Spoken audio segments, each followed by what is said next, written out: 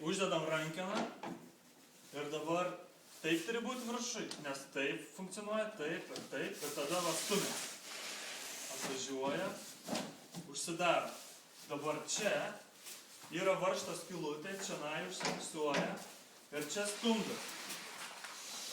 Ir sukasi taip ir taip, paskui galutinė pozicija. Dabar jeigu mes lygiai tą patį padarom ir pristumėm ir bandom iki galo uždaryti, užsidaro, bet toliau šitą rankiną lenkiasi ir visą varčią keliasi.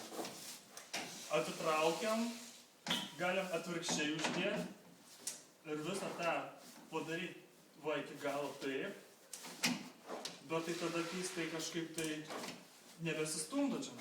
O iki galo irgi labai keistas dalykas.